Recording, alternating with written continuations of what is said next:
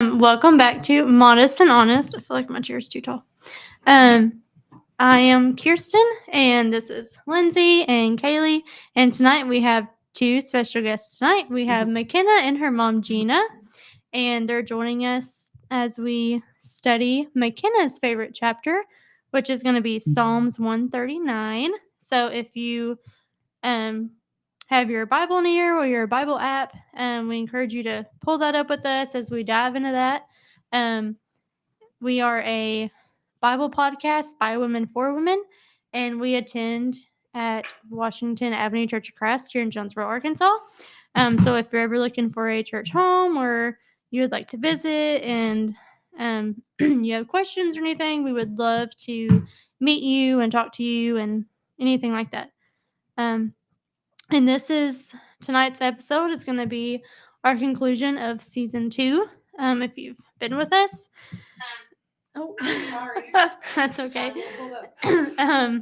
This will be our conclusion of season 2 tonight, and then after the holidays, at the beginning of the year, whatever, we'll discuss season 3. We got 2 babies on the way. Yeah, and what that will look like. Both me and Kaylee will have newborns, so we'll see what that looks like for us. But anyways, I was just going to say that tonight we're streaming from 2 platforms that we don't normally stream through, the Washington Avenue Church page and then also the Washington Avenue YouTube page. So if you're joining us there, then hello and welcome. Yeah. I forgot about that because we don't normally do that. Yeah, we're trying it out tonight. So the last episode. The last episode of the season. But that's okay. So like I said, we're going to be in Psalms 139. And at first, we're just going to read through it with you. And then we'll just kind of dig in and get to talking and discussing. So if you do have it available, I encourage you to get it out. And we might all be reading from different versions. I didn't even think about that. But anyways. Do we just want to do like 5? Yeah. The last person will be doing 4, whoever's the last person. Go ahead. Okay, I'll start down here. Okay, we're in Psalm 139, and I'm reading from the New King James Version. It says, "O Lord, you have searched me and known me. You know my sitting down and my rising up. You understand my thought afar off. You comprehend my path and my lying down, and are acquainted with all my ways. And there is not a word on my tongue, but behold, O Lord, you know it altogether. You have hedged me behind and before, and laid your hand upon me." Such knowledge is too wonderful for me. It is high, I cannot attain unto it. Whither shall I go from thy spirit, or whither shall I flee from thy presence? If I ascend up into heaven, thou art there. If I make my bed in hell, behold, thou art there. If I take the wings of the morning and dwell in the uttermost parts of the sea, even there shall thy hand lead me, and thy right hand shall hold me. If I say, surely the darkness shall fall on me, even the night shall be light about me. Indeed, the darkness shall not hide from you, but the night shines as the day. The darkness and the light are both alike to you. For you formed my inward parts. You covered me in my mother's womb. I will praise you, for I am fearfully and wonderfully made. Marvelous are your works, and that my soul knows very well. My frame was not hidden from you when I was made in secret, and skillfully wrought in the lowest parts of the earth. Your eyes saw my substance being yet unformed, and in your book they were all written, the days fashioned for me, when as yet there was none of them. How precious also are your thoughts to me, O God! How great is the sum of them! If I should count them, they would be more in number than the sand. When I awake, I am still with you. Oh, that you would slay the wicked, O God! Depart from me, therefore, you bloodthirsty men. For they speak against you wickedly. Your enemies take your name in vain. Do I not hate them, O Lord, who hate you? And do I not loathe those who rise up against you? I hate them with a perfect hatred. I count them my enemies. Search me, O God, and know my heart. Try me, and I know my anxieties, and see if there's any wicked way in me, and lead me in the way everlasting.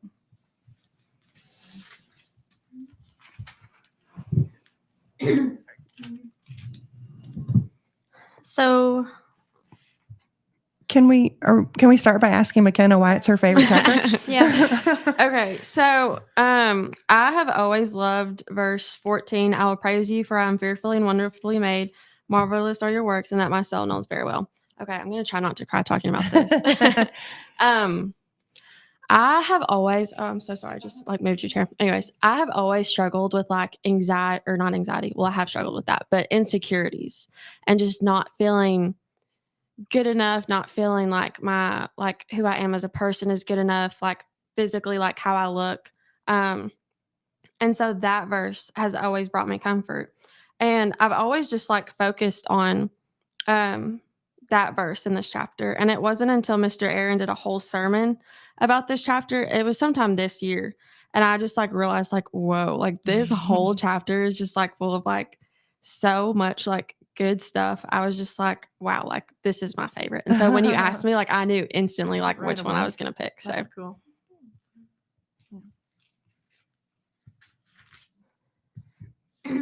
Okay, so to start breaking it up, I guess the first section, I had there's different parts of here of where it talks about God always being around him, and then like the knowledge of God and the presence of God, and it can be broken up in that way in a sense too. But in the beginning, in verse 2, when he says, I'm going to read it from the New King. Are y'all all New King James? I'm the I only. am, yeah. Okay. Okay. I'm old school. I'll read it from the New King James. But how David describes how God knows his sitting and his rising. He knows everything. He knows his thoughts, and he knows his path, and he's acquainted with all of his ways and everything like that. So like there's no one that knows us more than Mhm. God. Not our spouses, not our friends, not our parents, not our children. No one knows us more than God. I was just going to say, and that's comforting too. Like, or that brings me comfort to know that.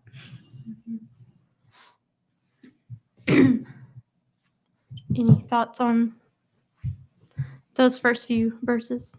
Anybody else? And then you have verse 5 where he talks about he's hedged David behind and before. What do y'all think of that? Because I have my idea about it, but what do y'all think about? He's describing being hedged in front of and behind by God. Any ideas? I mean, when I think of a hedge, I think of like a boundary of some kind. Mm-hmm. Yeah, that's what I was saying. So like nothing. The way I was seeing it was like nothing was going to happen to David or get to David that God wasn't aware of, or that God didn't have some sort of role in. Or does that make sense? Like, because I mean, we've in the story of David, I mean,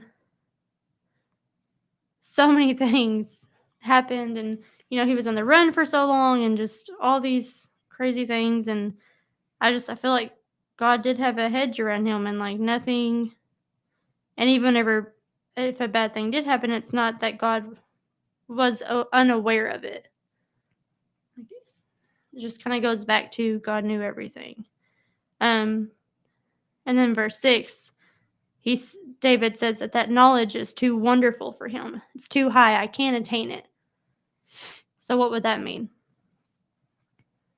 Well, kind of like you said, like no one knows us better than God. Like he is all knowing. Like, so it's like hard to comprehend that like he literally knows like every single thing about us. There's a lot of things in the Bible and about God and eternal life, and like there's a lot of things that we just can't comprehend. And God's knowledge and his like all knowing and just God in general, sometimes whenever you just think about him, it's just hard to like wrap your head around all of that for sure. It shows that the writer, he's like overwhelmed with knowing that God knows him in that way. And like y'all said, it's comforting. to know that he knows us in that way. And where was it? Verse 3, where it says, and are acquainted with all my ways. And this, I'm kind of thinking ahead to verse 14, but thinking about like God made us and he knows all of our ways, like what we might consider a quirk or something weird about us. God knows us. He knows that we're like that, and he made us that way, kind of. I don't know, that kind of comforts me too. And also a little foreshadowing of later in the chapter, he also knows like our intentions too, in our ways, and our true thoughts and our, true beliefs. So it reminds me too that we're never alone.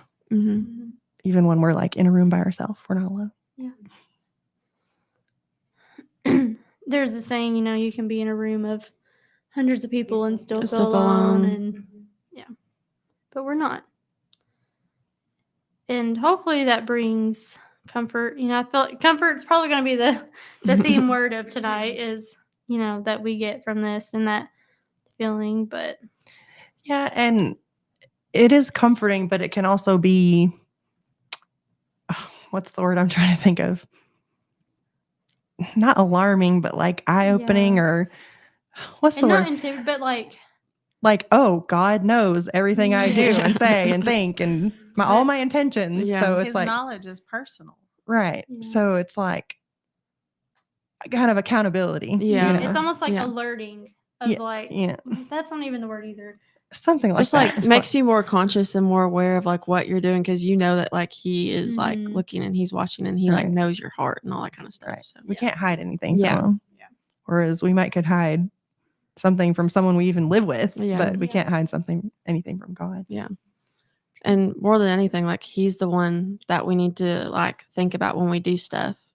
Like, I feel like some people are like, oh, like this person can't know, or like I don't want people knowing, but like God knows. Like, and that's like the most important like thing is that God knows. You know what I mean? Mm-hmm. And it's also humbling I think he's also having like a humbling moment too, as he's discussing this and writing about this, of God is definitely above him, and he's just a man, and he can't know these things and do these things. So he's showing some humbleness. Yeah, it made me think of a verse in the New Testament. Where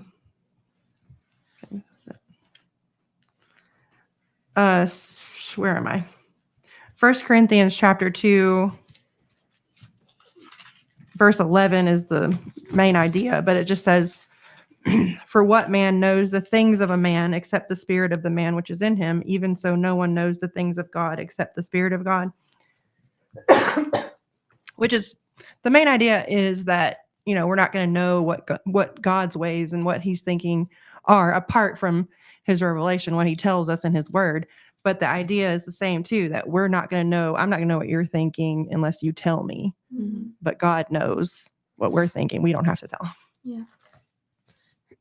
And back really quick to the hedge. I don't think I mentioned it, so I just want to mention it. It's not like he had a hedge of protection around David. Like, as sometimes there'll be some that think that like if you're with God, nothing bad should happen to you, or nothing bad will happen to you because you're serving God. You look over, like, but things can still happen to us, but it's not things that God doesn't know of, or that sort of thing. Mm-hmm. So it wasn't that he had this protection around him. It was just I think of it like, like nothing's going to happen outside of his will, his ultimate will, like, yeah, I don't know. that's a good way. Like, not that he decides how we act and behave in the choices we make, but I don't know. Like, God's will is his will and it's going to be done. Maybe that doesn't make sense. I think it's fine. Okay. Any other thoughts on those first 6 verses? Then we have David basically saying, in the next little section, basically you can run, but you can't hide. Right? So he's saying, where can I go from you, from your spirit, or where can I flee from your presence? Nowhere. God is everywhere. This is reflecting God's omnipresence. He's everywhere. Like there's nowhere you can hide from God. If I ascend into heaven, you're there. If I make my bed in hell, you are there. And which I don't know if so on my little column here, where it in verse 8 where it says hell, it references Sheol. I can never say that word. Sheol. Mhm. Which, if I remember correctly, that's referencing more of like the grave, right? It's like in death he can't hide from God. Or is that I probably should have. Mine says see 2 Samuel 22:6. 2 Samuel 22:6. Because I wasn't sure if that was talking about actual hell or just. Well, I mean, the phrase before that says, if I ascend into heaven, you are there. Yeah, If I make my that's bed in 22:6. hell. So it's kind of like the opposite, maybe. Well, I in don't know. 2 Samuel 22, if you start in verse 5, it says, when the waves of death surrounded me, the floods of ungodliness made me afraid, the sorrows of Sheol surrounded me, the snares of death confronted me. I think what you said, death, like just that state is probably Which, more. yeah. Because whenever I think of hell, I think there's an absence of God there, and that's why it's so. That's why it's the way it is. Right? Or am I misleading? Yeah, you're saying that's the reason it can't be hell, like the final Yeah. destination of the Yes. lost and the death and Satan. Yeah, Yeah, because it's the absence because God's of God. not there. Yes. Yeah. So in that verse, he's talking about death. He can't even escape God through his death. All right, definitely not. No. And then go ahead, Kelly. I was just going to say verse 10, even there your hand shall lead me and your right hand shall hold me. Like I know we mentioned it already, but that's comforting too, that he is there to hold us and to lead us if we let him. Yeah, so that kind of makes me think, like, no matter, like, there's no, like, we can't physically distance ourselves from God. So we might think, I'm so far away from God, but no matter how far away from God we are, he's always right there for us to reach out and take his hand again, In reality, there might like be a lot of sin between Yeah. us and Right. God, but we're never physically Away from distanced him. Mhm. I was gonna say, in reality, like if we feel like that, like we're the ones that are far away from God, if that makes sense. But like he's like right there. Mm-hmm. And sometimes we might correlate that like feeling of being far away from God with the fact that we're away from the church. If we're not being active or we're not, right with God at the time and we're not, attending or whatever it Yeah. is, that distance from the church gives us the illusion that we're away from God. Yeah. I wonder what the significance is where he says, your hand shall lead me and your right hand shall hold me. I mean, it makes me think of like, Jesus being seated at the right hand of God. Mhm. That's what I was about to say. But I don't know if is he talking about Jesus there? I don't know. That could just be. I had the same thought that you did when I read that, and that's kind of, it made me think about that. The right, that he sits on the right side of God's throne.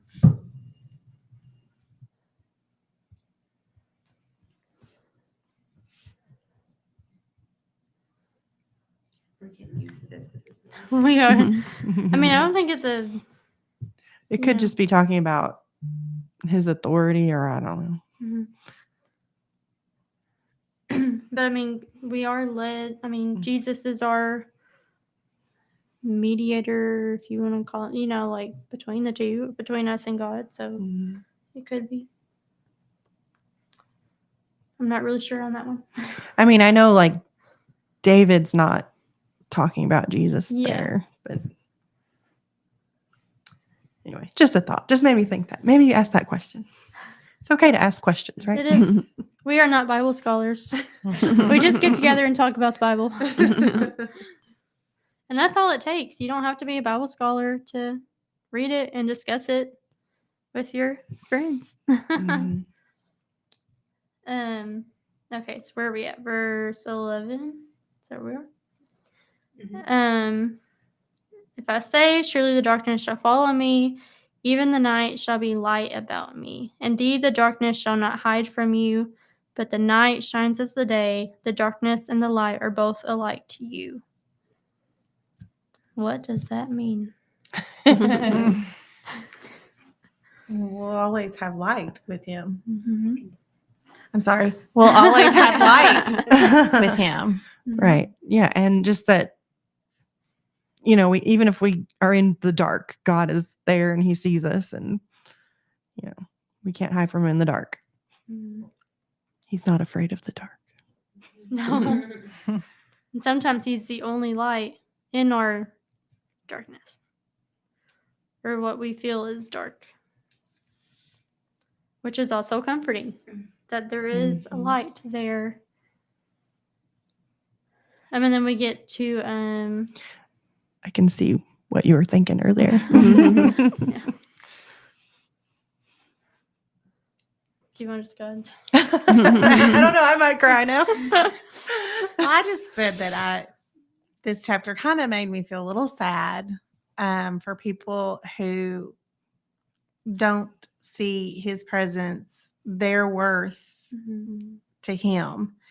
And it just made me feel sad for people who struggle with mental illness and take it too far. And I know some people that have, and so it's just really sad that they can't see what we're seeing in this verse. Right. That he's there all the time. Mm-hmm. Even when we don't think he's there, or when we're sad, or like you said, Mhm. when we feel like we're alone, he's always there. Mm-hmm. And he sees you so worthy. And I just think it's sad that people don't know that. Yeah.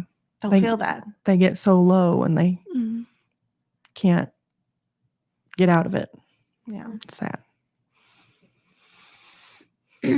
It's hard and we can tell people, you're never alone, God's always with you. But whenever you are in that headspace, or even if you're not even that far into that headspace, not being able to physically see or feel or whatever it is, sometimes it's not enough to say that to people, even though we try to tell people that and let them know that. Because we've talked about, that is a very hard thing to comprehend. And whenever you're already struggling, it's hard to convince yourself of that. So it can be a struggle. And that's just another reason why God gave us our church family, gave us other Christians to remind each other that God is there and we're here and you're worthy and you're valued. And even though you're in a dark place, God is still there and he can see you in the darkness and he cares about you. I struggled with postpartum depression pretty bad with Marissa. But then whenever we came here and we really planted roots here, and it just, I was receiving help, but being founded here, I think that was what helped me the most, is because of the relationships that grew and that sort of thing. So our church family is so important, and it's not, I feel like it's not as valued as it should be by some people. And that makes me sad that they don't see the benefits of their church family versus their coworkers and their, worldly friends and acquaintances. Because there's so much value in our relationships. we see each other like outside of services at least once a week. So Mhm. like, and it's just, I don't know. I wish people could see the value in our church family relationships more. Because then that would help our works more too, because we would be so much stronger together. And that's the way God intended it too. So, but anyways. Then we get to Makenna's favorite part. This next. Go ahead, read the next Okay. section. For you formed my inward parts, you covered me in my mother's womb. I will praise you, for I am fearfully and wonderfully made. Marvelous are your works, and that my soul knows very well. My frame was not hidden from you when I was made in secret and skillfully wrought in the lowest parts of the earth. Your eyes saw my substance, being yet unformed, and in your book they were all written, the days fashioned for me, when as yet there were none of them. So you touched on it a little bit at the beginning, but kind of refresh us on what this passage means to you. Okay, What you well, get from this. yeah, like I said, like I've always struggled with like being insecure about like how I look or like my personality and stuff like that. And like this just gives me comfort. I'm gonna try not to cry. And like knowing that like he made me the way that I am. And I am. Oh my goodness, I'm gonna have to like It's okay. shake it out for a minute. Okay. Knowing that like I am like fearfully and wonderfully made, and like to me like those words are just like so like powerful. Like I don't know, I've never heard anything like that, like when it talks about like, oh yeah, like like God made you just like you are, but like you are fearfully and wonderfully made. And like he makes no mistakes. Like he made you the way you are for a reason. Like there's no reason to be insecure about it or feel down about yourself, because that's literally like how he made you, like, and he has a purpose for that. So Or mutate ourselves. yeah, To or be- change ourselves to Yeah. fit what like other people want us to be. Mhm. Mhm. Exactly. And I like how we were skillfully wrought. Word skillfully. God does have skills. Mhm. I was just gonna say verse 13, for you formed my inward parts, you covered me in my mother's womb. So even then, he was there too, Mhm. even during that time. Mhm. And then I agree with McKenna about the fearfully and wonderfully made, how powerful that Mhm. is, and marvelous are your works, and that my soul knows very well. Like that is powerful and comforting to Mhm. know. Mhm. And I do appreciate you sharing about that, because it's not easy to share about struggles that we No. have, Mhm. Mhm. So thank you for that. You're welcome. I think it's safe to say we all have something that we're insecure about. Mhm. It both physically and like mentally, or just like our Mhm. ability to do something. And I hate using the phrase in today's society, because it's always been a thing. It's just Mhm. in our prevalent society, that sounds a little bit better to me. It's very, and I even hate to say it's easy, because it's always been easy, but there's a lot of comparison, and there's a Mhm. lot of expectations, Mhm. and so I hope that when Marissa's older, that even though she may have insecurities, that she doesn't feel pressured to change those insecurities, or to that she's less because of those insecurities, because it's just part of being human, that Mhm. and it goes back, it relates to, I think, to how spiritually we're not perfect. Mhm. So why do I expect myself to be physically perfect? Mhm. Because I'm not spiritually perfect either. I try to be, we all strive to be, and we all strive to be like Jesus. But we're not.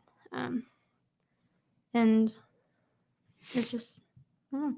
Even if we were perfect and we looked perfect and Whatever that is. whatever, Yeah. whatever, I mean, this might be God's definition of perfect. No, it might not be society's, but it's God's. Even if you physically look perfect, you can still have physical ailments happen to you. So you're still not physically perfect, because you can still get sick. Yeah. You can still get cancer. You can Yeah. still be in an accident, and then you're not physically perfect. And like, Mhm. it's just, Yeah. And And remembering that about our bodies is something that gets easier as you get older, I think. Maybe because aging is kind of humbling.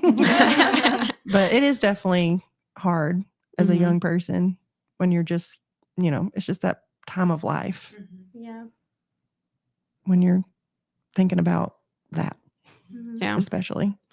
And like really like what matters is like your heart and like who you are like on the inside, because like, kind of like what you said, like age like is humbling, I guess. Like beauty and looks is going to fade over time. Mhm. So like what truly matters, and like the people who like really like, how do I put this? Like the people that you want in your life are going to see like your heart, and they're not gonna like you or want to be with you because of your looks or this or that, like anything like physical. Like it's going to be like because of your heart and like who you are on the inside. Mhm. And so really like that's what matters. Mhm. We're just bags of skin. We're just the tents housing our souls Yes. until we get to go to eternity. Yeah. It's gonna, like you said, our bodies change, Mhm. beauty fades, but the soul never dies. Mhm. I think it helps too as we age and we find, our spouse or partner, whoever that loves us no matter what. But I think that feeling too helps us with our insecurities of like, well, Vernon doesn't care about this or that. He still loves me, so I can love me. Like it's, that kind of helps me with that because I'm like, well, Brandon doesn't care. I shouldn't care. Mhm. I think of people when they say, "Oh, she had a beautiful soul." I want to have a beautiful soul. That's what I Mhm. want people to think and say about me. Not that I was beautiful or anything like that. I just want a beautiful soul. And I think you have a Mhm. You're gonna make me I cry. do too. And you're also very pretty. Yes, But that doesn't matter. Yeah, that doesn't matter. Mhm. It is kind of odd to hearing you talk about having insecurities, because I just remember as a little girl, everybody saying, "Oh, she's so beautiful and she's so pretty, she's so cute." And I'm gonna have to start making funny faces because there's like I'm gonna start like crying. I need to keep it in for now. Well, we can move on to the next section if that will help. Where were we at? Verse 17. 17. Okay. Go ahead, Hold Kayla. on. Well, just one question. On 16, your eyes saw my substance being yet unformed, and in your book they all were written, the days fashioned for me, when as yet there were none of them. Substance, is it talking about like, could it be like personality there or like our soul there, or is it? Your You eyes saw saw my- my substance being yet unformed. Or is it just talking about? I think it's he knew us before we were even Yeah. like Yeah. Right. before we were even formed. Or like he an knew, idea or like a thought, like Yeah. Not that Again, we we're not existed Bible before we were scholars, we're just formed, but asking. This is a study, Yeah. so we're learning. Yeah. Okay, that was just helpful. Not really like the memes where it was like, have y'all seen those memes where it's Mhm. like when God made me and it was like, oh, here's a little sass, here's a little niceness, here's a little, I don't think it was, not like that, but like he knew us before we were Mhm. being yet unformed. So before, kind of like,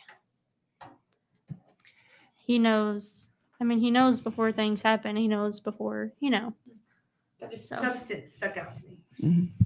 Okay, sorry, moving on. At least that's what I think about it. Okay. Verse 17, is that where we are? Mhm. Do you want to read some, Lindsay? Oh, sure. 17 says, "How precious also are your thoughts to me, O God. How great is the sum of them. If I should count them, they would be more in number than the sand. When I awake, I am still with you." This is one of the things in Mr. Aaron's sermon that like stuck out to me. And it's just like God like thinks about me. Like he like, I don't know, that just like, I don't know, gave me like a good feeling that like the God of the universe like thinks about me. Like obviously he thinks about everyone else too, but it's just like when you think about it personally, like he thinks about me, and like how great is the sum of them, like that's how much he thinks about me. Like it's kind of like one of those things where like that's like hard to wrap your mind around. Mm-hmm. That he does that for all of Yeah. us. Mm-hmm. Yeah. And like you said, not only does he think about me, but he thinks about me that much. Yeah. Mhm. Like that's a lot. Yeah. Mhm. I mean, I just think about how the reason we exist is because he loves us. Mhm. I mean, of course, he's going to think about us. And Yeah. like, I don't know. Like, don't think that God ever thinks poorly of us, Mhm. you know? Like, he doesn't look at us and go, ugh, I can't believe she did that. Or, you know? Mhm. It's kind of like a mother's love for her child, Yeah. but multiplied several By times over and over a and over billion. again. Yes. That feeling of like the creator of the universe thinks about me is the same feeling I have towards prayer. Like Mhm. the creator of the universe listens to To my me, prayers. yeah. Mhm. Like that is so humbling to me, and so like it's like the biggest moment of what's it called, fandom or starstruckness that you can Yeah. have, that the creator of the world hears my prayers. Mhm. He might not answer them the way I want him to, but he answers them in the way they need to be Yeah. answered. Right. But he hears them. And it's hard for me to comprehend how he hears all of our prayers. Yeah. Yes. Like as a mom, we hear mom, mom, mom, you know, like Marissa didn't say mom, she says mama, mama, mama. And I'm just like, and God hears that, you know, from everybody all day. And it's like, it's, How does he Yeah. decide? You know, how does he Yeah. like separate them? I don't know. It's just kind of. You think about it. Yeah, it's definitely above our understanding Mhm. because we can't do it. No. How does he Yeah. separate them and then also answer them? Like, And then have And it- time to think about us too. Like, like giving the right answer to the right person. I don't know. It's just Yeah. kind of a overwhelming It's- thought. Yeah. He's not human. So No. Right. You're right. And the fact that God thinks about us and he thinks well of us, it gives us an idea of how we should think about other people Mhm. too. Like it makes me think we need to give people the benefit of the doubt and, you know, like remember someone's character over the things that they do. Like, you Mhm. know, like so-and-so might have done this, but their character is this. So maybe they were hurt or they're down or they're confused or they were led astray or, you know, like giving people the benefit of the doubt Mhm. and loving them and just thinking well of others.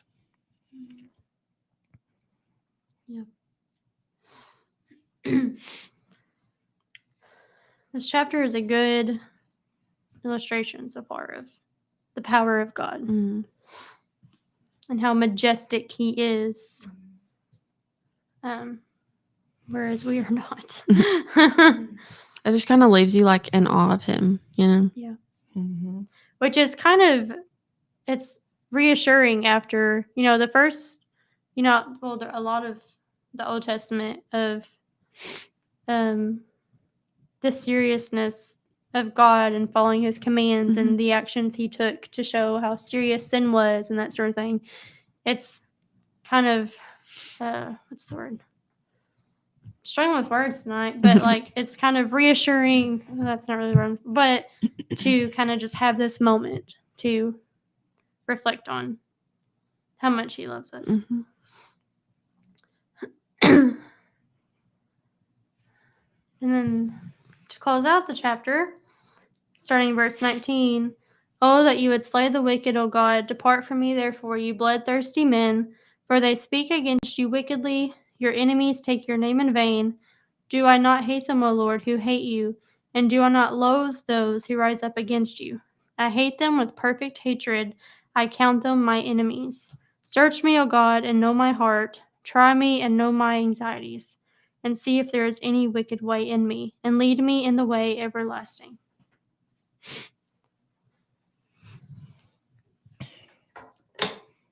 Any thoughts on the ending there? I just think about like all the things we just read about God. He's all knowing, all present, all, what's the other one? All knowing, omnipresent, omniscience. Anyway, all those awesome, amazing things about God and how he formed us and how he knows us and he's always with us. And then you think about how he's holy and he can't be he doesn't tolerate sin. Mhm. And so just thinking about how awesome he is, I'm not going to tolerate sin. Get it away Mhm. from me. This writer's saying, like, I don't want to have anything to do with it. Mhm. He doesn't want to be around those who would be considered an enemy of God. Mhm. And we can learn from that of not associating ourselves closely with people who do not love God or appreciate God. And then he goes as far, even though he's already, wrote about how God already knows his thoughts and he already knows Mhm. his heart. But then he goes again and says, just search me, God, and know my anxieties or my worries. Basically, is there any doubt in my Mhm. mind, about my Mhm. commitment to you, my Mhm. trust to you, my love to you, and lead me in the way. Mhm. I think that really shows like David's heart. Like he really wants to do like what is right. Mhm. We actually just talked about last night in our adult Bible class. We were reading in John chapter 6, and it's whenever we were talking about the passage where some of the disciples, walked away and left him, and Jesus asked the apostles in John chapter 6, verse 67, will ye also go away? And we talked about how he wasn't asking because he didn't know, but basically asking them to make them think and Mhm. for themselves, like if they were really committed, if they really loved God, Mhm. if they were really going to follow God. And I think this is David showing that he really does want to, Mhm. like you said.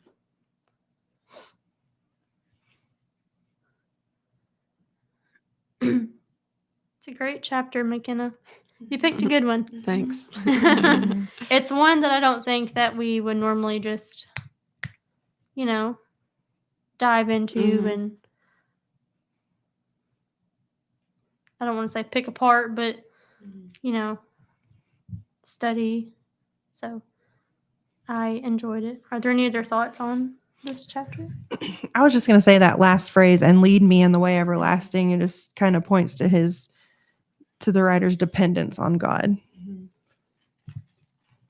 Like he's saying, I need you to lead me. I agree with that. And verse 23 stuck out to me. Search me, O God, and know my heart. Try me and know my anxieties. And then verse 24, and see if there is any wicked way in me and lead me in the way everlasting. Like he's asking him, like you said, that dependence and wanting to give those, anxieties and not focus on those. Mm-hmm. And it's kind of like he's surrendered to God Mhm. at the end there. Like he's like, okay, you know me, you're with me, you want to help me. It's like he's just like, okay, God, search me, know me, try me, lead Mhm. me. Mm-hmm. Just like this culminating idea. And it's a reflecting thing too. You can ask yourself, do we do that today too? Mhm. Like, or for me at least, it could be a reflecting question. Mm-hmm. Thought. Yeah. Have we fully surrendered to God?